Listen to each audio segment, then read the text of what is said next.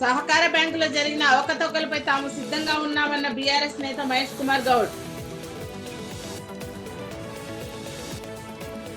అక్రమ కట్టడాల పేరుతో పేద ప్రజలను ఇబ్బందులకు గురి చేస్తే చూస్తూ ఊరుకోమన్న మల్కజ్గిరి ఎంపీ ఈటెల రాజేందర్. కూల్చివేసిన డాక్టర్ బిఆర్ అంబేద్కర్, బాబు జగజ్జీవన్ రావు విగ్రహాలను పునర్నిర్మాణం చేయాలని డిమాండ్ చేసిన ఎంఆర్పీఎస్ నేతలు. బీఆర్ఎస్ ప్రభుత్వం తెచ్చిన అప్పులు రాష్ట్రానికి పెనుభారంగా మారాయని విమర్శించిన డిప్యూటీ సీఎం బట్టి విక్రమార్క. కాంగ్రెస్ బీజేపీ నేతలు తమపై చేస్తున్న అసత్య ఆరోపణలు మానుకోవాలని, లేని పక్షంలో రైతులతో కలిసి ఆందోళన ఉధృతం చేస్తామని ఆదిలాబాద్ బీఆర్ఎస్ పార్టీ నేత మహేష్ కుమార్ గౌడ్ హెచ్చరించారు. బీఆర్ఎస్ పార్టీ అంటేనే రైతుల పార్టీ అని అన్నారు. సహకార బ్యాంకులో జరిగిన అవకతవకలపై తాము సిద్ధంగా ఉన్నామన్నారు. ఆరోపణలు రుజువు చేస్తే ఎలాంటి శిక్షకైనా వెనుకాడబోమన్నారు. కొంతమంది అవగాహన లేని బీజేపీ నాయకులు మాపై బురద చల్లే ప్రయత్నం చేసి మమ్మల్ని రైతుల వద్ద కానీ ప్రజల వద్ద కానీ మా యొక్క గౌరవాన్ని భంగం కలిగించే విధంగా మాట్లాడినరు. వారు ఎవరైతే నిన్న అక్కడ ఉన్నటువంటి నన్ను విమర్శించినటువంటి నాయకురాలు అక్క సుల్లక్ష్మి గారు ఒకటే చెప్తున్నా, ఇందులో నీ మాట ఏంటని నన్ను అడిగారు.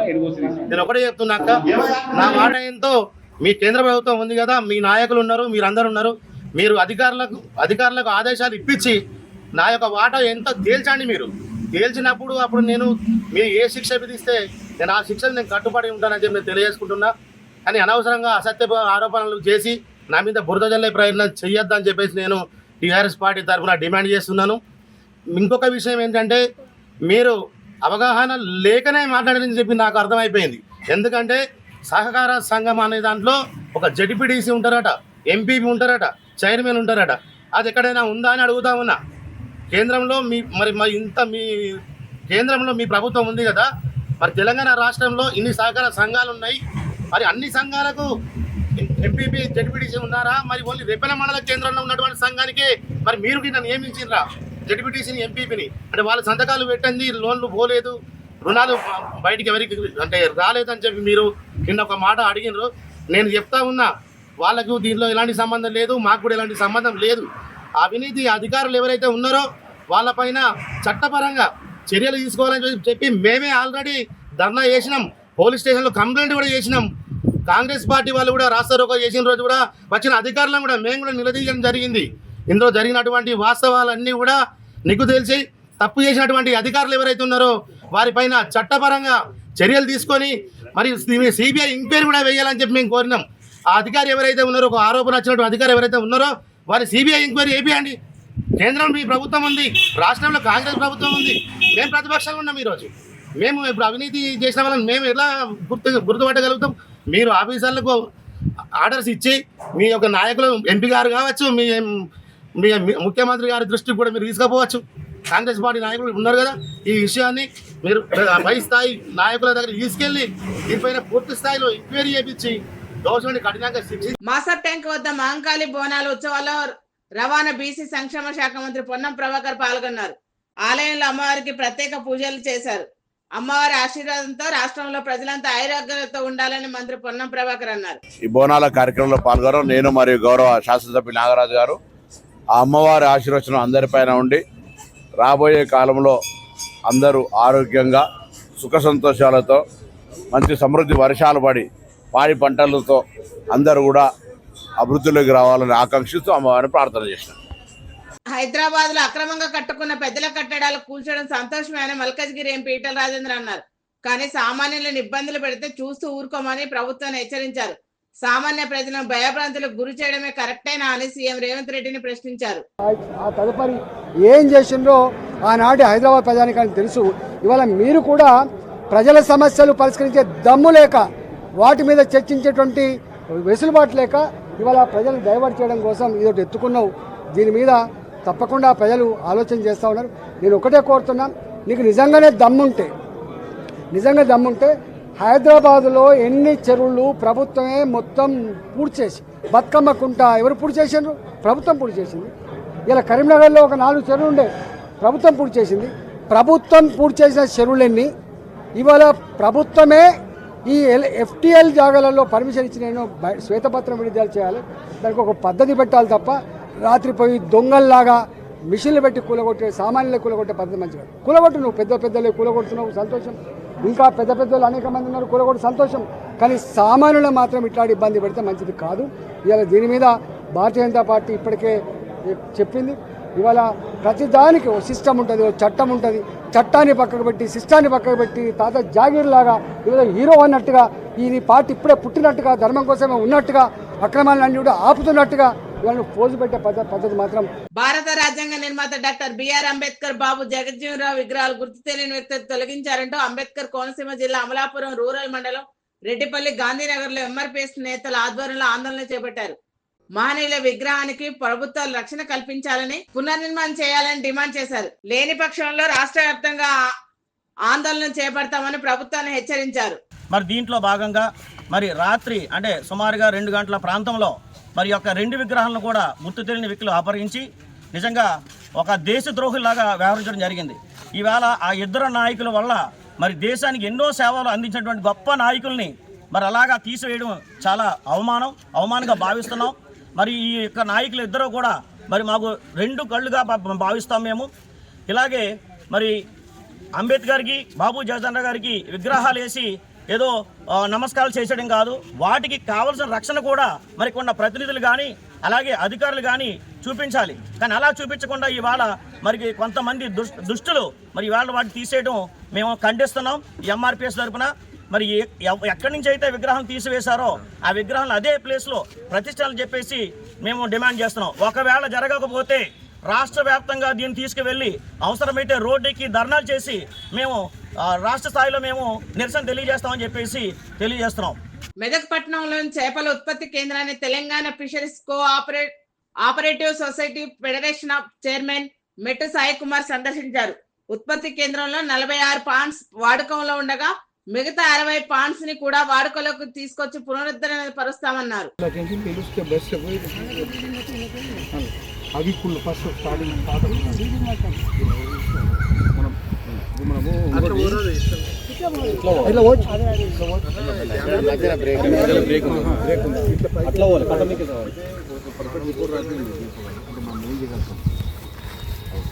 ఏమిటి ఈ విషయంలో ఎవరైతే చూడండి అంటే మంచి ఏరియా ఉంది.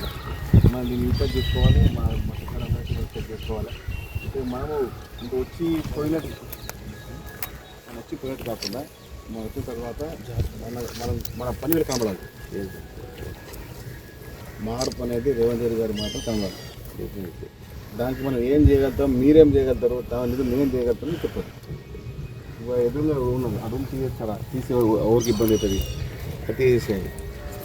అంటే ఒకటి ఇది శాశ్వత పరిష్కారం ఉండాలి. మీరు వచ్చిన డిఎఫ్ఓ కొత్త వచ్చింది కాబట్టి అంటే పాత లేదు, కానీ కాబట్టి మీ ఆధ్వర్యం ఉంటే ఇక మీకు ఇంకా. మహిళా ఉపాధ్యాయుని సావిత్రిబాయి పూలేను ఆదర్శంగా తీసుకుని మహిళలు ముందుకు పోవాలని మంత్రి పొన్నం ప్రభాకర్ అన్నారు. నాంపల్లిలోని మహిళా సాధికారత, లింగ సమానత్వంపై all Indian level education seminar కార్యక్రమంలో ఆయన పాల్గొన్నారు. కాంగ్రెస్ ప్రభుత్వం రాగానే మహిళలకు ఉచిత బస్సు ప్రయాణం అందిస్తున్నామని చెప్పారు. हैदराबाद बुला के हमारा मुख्यमंत्री और मैं दोनों हम सब लोगों को मैं ये बात किया है, आप अभी जोरदार काम सरकार स्कूल में काम करना है, अच्छा रिजल्ट लाना है. क्योंकि रिजल्ट नहीं लाने से, क्योंकि आज की तारीख में प्राइवेट स्कूल का, प्राइवेट मैनेजमेंट का डोमिनेशन कम करना है. इसलिए हम लोग ये फैसला भी किया है, सरकार स्कूल में इस सरकार आने के बाद बिजली का बिल स्कूल वाले की जरूरत नहीं है, हम सरकार बनेंगे. హైదరాబాద్ బాగలింగంపల్లిలోని ఆర్టీసీ కళాభవన్లో ఉత్తమ ఉద్యోగులకు ప్రగతి చక్ర అవార్డులో ప్రధానోత్సవం అట్టహాసంగా జరిగింది. ఈ కార్యక్రమంలో మంత్రి పొన్నం ప్రభాకర్ పాల్గొన్నారు. ఆర్టీసీని బలోపేతం చేసేందుకు ప్రభుత్వం కృషి చేస్తుందని మంత్రి పొన్నం ప్రభాకర్ అన్నారు. ఖాళీగా ఉన్న పోస్టులను భర్తీ చేయడం కోసం కృషి చేస్తుందన్నారు. కేంద్రం నుంచి తెలంగాణ రాష్ట్రానికి రావాల్సిన బ్యాక్వర్డ్ జిల్లాల నిధుల విడుదల కోసం కేంద్ర మంత్రి నిర్మలా సీతారామన్ కలిశానని డిప్యూటీ సీఎం బట్టి విక్రమార్క అన్నారు. రాష్ట్ర విభజన సమయంలో ఇచ్చిన హామీలను అమలు చేయాలని కోరానన్నారు. గత ప్రభుత్వం కేంద్రం నుంచి తెచ్చిన అప్పులు పెనుభారంగా మారాయని విమర్శించారు. ఈరోజు అత్యధిక పేమెంట్ నెలకి రాష్ట్ర ప్రభుత్వం నుంచి చేసేది ఏదైనా ఉందంటే జీతాల కంటే ఎక్కువగా పెద్ద మొత్తంలో కట్టేది అప్పులకి, వడ్డీలకి. ఎంత సార్ జీతాలు ఎంత, వడ్డీలు ఎంత? సో అంత పెద్ద అమౌంట్ చేసే పరిస్థితిలో ఈరోజు రాష్ట్రం భరించలేనటువంటి పరిస్థితిలో ఉంది కాబట్టి ఇటువంటి అంశాలన్నీ దాదాపు 8 అంశాలు వారి దృష్టికి రాతపూర్వకంగా రాసి ఇవ్వటం జరిగింది. అట్లాగే పవర్కి సంబంధించి కూడా ఆంధ్రప్రదేశ్ ప్రభుత్వానికి తెలంగాణ ప్రభుత్వానికి మధ్య జరిగినటువంటి లావాదేవీల్లో మాకు తెలంగాణ రాష్ట్రానికి రావాల్సినటువంటి నిధులు ఆంధ్రప్రదేశ్ ప్రభుత్వం నుంచి ఇంతవరకు రాలేదు. వాటిని వెంటనే ఇప్పించే కార్యక్రమం కూడా చేయమని చెప్పాం. అట్లాగే 2014-15 సంవత్సరంలోనే మొదటి సంవత్సరంలోనే సెంట్రల్లీ స్పాన్సర్ స్కీమ్ సంబంధించి తెలంగాణకి ఆంధ్రాకి సంబంధించిన 2 రాష్ట్రాలు కలిపి ఆంధ్రప్రదేశ్ అకౌంట్లోనే వేశారు. తెలంగాణ రాష్ట్రానికి కూడా ఆంధ్రప్రదేశ్ అకౌంట్లోనే వేశారు. అంటే ఆ సంవత్సరం వేసినటువంటి డబ్బుల్ని తెలంగాణ రాష్ట్రానికి మళ్ళీ తీసి సపరేట్గా ఇవ్వాలని అప్పటి నుంచి అడుగుతున్నా, ఇంతవరకు రిజాల్వ్ కాలేదు. దాన్ని కూడా రిజాల్వ్ చేయమని అడిగాం. అట్లాగే మీకు డెవలప్మెంట్ సంబంధించినటువంటి బ్యాక్వర్డ్ డిస్ట్రిక్ట్స్ సంబంధించి తెలంగాణ రాష్ట్రానికి 2019-20, 2021-22, 2022-23, 2023-24 సంవత్సరానికి సంబంధించి కొన్ని బ్యాక్వర్డ్ డిస్ట్రిక్ట్స్ సంబంధించినటువంటి ఫండ్స్ని రాష్ట్రానికి రావాల్సినవి ఆగిపోయి ఉన్నాయి. వాటికి సంబంధించి కూడా ఆయా బ్యాక్వర్డ్ డిస్ట్రిక్ట్స్లో గవర్నమెంట్ ఆఫ్ ఇండియా ఐడెంటిఫై చేసిన డిస్ట్రిక్ట్స్లోనే వాటి అభివృద్ధి కార్యక్రమాలు ముందుకు తీసుకొని పోవడం కోసం నిధుల్ని త్వరితగతిన రిలీజ్ చేయవలసిందిగా గౌరవ ఆర్థిక శాఖ మంత్రుల్ని మీరు ఇంటర్వ్యూని సంబంధిత శాఖ అధికారులతో మాట్లాడి తెలంగాణ రాష్ట్రానికి సంబంధించినటువంటి ఈ పెండింగ్ ఇష్యూస్ అన్నిటిపైన తగు నిర్ణయం తీసుకోవాల్సిందిగా వారికి విజ్ఞప్తి చేయడం జరిగింది. మేము చేసిన ప్రతి విజ్ఞప్తిని కూడా 8 అంశాల సంబంధించిన విజ్ఞప్తిని కూడా ఆర్థిక శాఖ మంత్రి గారు నిర్మలా సీతారామన్ గారు సానుకూలంగా వాటన్నిటిపైన స్పందించడమే కాకుండా తప్పనిసరిగా కొద్ది రోజుల్లోనే కేంద్ర ప్రభుత్వ అధికారులతో రాష్ట్ర ప్రభుత్వ అధికారులతో ఒక సమావేశం ఏర్పాటు చేసి దీనికి సంబంధించి వీటన్నిటికీ ఒక పరిష్కార మార్గం త్వరలోనే చూపిస్తామని చెప్పారు. వారికి రాష్ట్ర ప్రభుత్వం నుంచి ధన్యవాదాలు తెలియజేస్తాం. వనపర్తి జిల్లా కేంద్రంలో సూరవరం ప్రతాపరెడ్డి వర్ధంతి వేడుకలు ఘనంగా జరిగాయి. సూరవరం ప్రతాపరెడ్డి జీవితాన్ని ప్రతి ఒక్కరూ ఆదర్శంగా తీసుకోవాలని ఎమ్మెల్యే మేఘారెడ్డి అన్నారు. సూరవరం ప్రతాపరెడ్డి విగ్రహం వద్ద ఆహ్లాదకరమైన పార్కు ఏర్పాటు చేస్తామన్నారు. ఈరోజు వనపర్తి నియోజకవర్గ మొట్టమొదటి ఎమ్మెల్యే గోల్కొండ పత్రిక, ఆయన స్థాపించిన గోల్కొండ పత్రిక యజమాని. ఈరోజు ఆయన వర్ధంతి సందర్భంగా వనపర్తి నియోజకవర్గంలో మేమందరం గౌరవ మార్కెట్ చైర్మన్ గారు, మున్సిపల్ చైర్మన్ గారు, వైస్ చైర్మన్ గారు, వనపర్తి కాంగ్రెస్ పార్టీ పెద్దలందరం, ఇక్కడ కౌన్సిలర్స్తో అందరం ఆయన వర్ధంతి కార్యక్రమాన్ని ఘనంగా జరుపుకుంటున్నాం. రాబోయే రోజులలో ఇక్కడ ప్లేస్ కానీ ఇక్కడ అలాట్ చేసిన ప్లేస్ కానీ మంచిగా బ్యూటిఫికేషన్ చేసి దీన్ని మంచి ఒక గుర్తింపు ఉండేటట్లు, హిస్టారికల్గా ఉండేటట్లు దీనంతా డెవలప్ చేసే కార్యక్రమం మేము చేస్తాం. ఆయన ఆదర్శాలను మేము కూడా వనపర్తి నియోజకవర్గానికి యాజ్ ఏ ఎమ్మెల్యేగా ఈ 5 సంవత్సరాలు ఆయన ఆదర్శంగా తీసుకొని కొంచెం చేయాల్సిన పనులు ఉన్నాయి, అవి కూడా చేసి ముందుకు. Thank you. Please like, share and subscribe Master Key TV.